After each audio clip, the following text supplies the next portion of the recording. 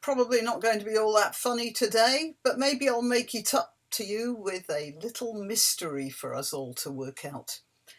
So I'm going back to the Grenfell Tower business, where facts are dribbling out like the news of Donald Trump's win crawled out of the BBC on November the 9th, all those years back in 2016. Well, it seems like all those years anyway. And before you Yanks turn off, because this is again another London issue, this might be important for you as well. So read on, as they say. So far as I could make out, Grenfell was made out of concrete panels, which was the go-to material for architects practicing in the 1970s.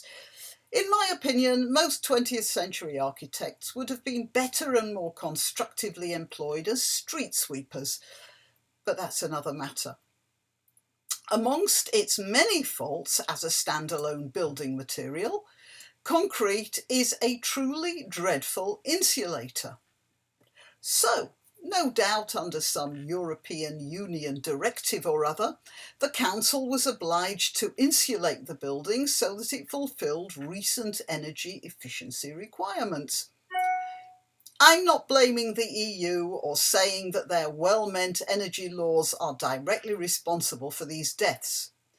But all you EU Remainers might consider what can happen to good intentions and good ideas sometimes. More of that later. Back to the insulation. It isn't weatherproof. So the solution was to put a weatherproof cladding over it. Since there would be some difference in the expansion rates between the insulation and the cladding, and no one wanted damp to be trapped between the two layers, the solution was a gap between them. Of course, when the fire started, the gap functioned as a pretty efficient chimney. Cold air would have been drawn in from the bottom, and the heated air would then have rushed straight up the side of the building, carrying the fire, the smoke, the death and the destruction with it. There were no sprinklers inside because a 2009 law which made them optional. Jeremy Corbyn, by the way, was one of the MPs who voted with the rest of the Labour Party to pass this law, and as I understand it, some of the residents didn't want sprinklers either. I don't know why, and that might not be quite that accurate. But in any case, nobody would have thought of a fire outside the building coming in rather than inside going out. So I don't know how much use sprinklers would have been anyway. I still think they should be mandatory though.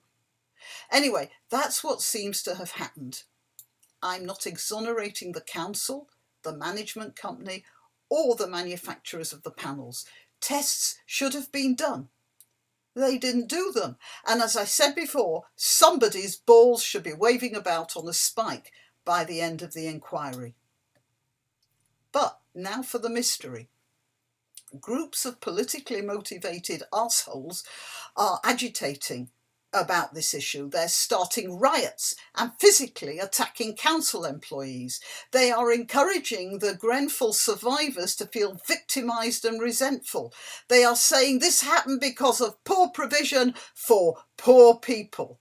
They're trying to say that the posh administrators of Kensington and Chelsea Borough don't care about their tenants.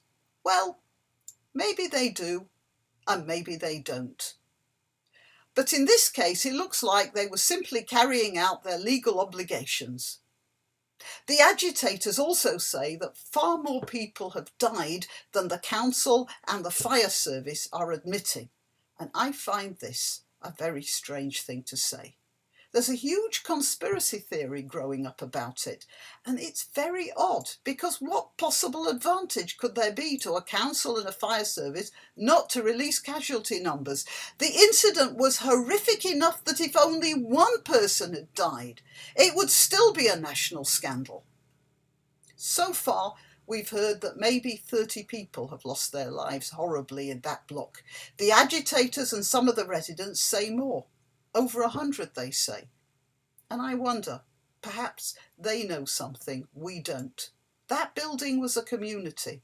It was like a village, and most of the people knew each other. They would also have known that there were probably far more people living there than are on record. Now, I'm deliberately changing a couple of details here so as to impair identification. One of the residents interviewed said that he or she was the only survivor of an entire family in one of the flats. And beside the immediate family, there were 3 other people staying with them.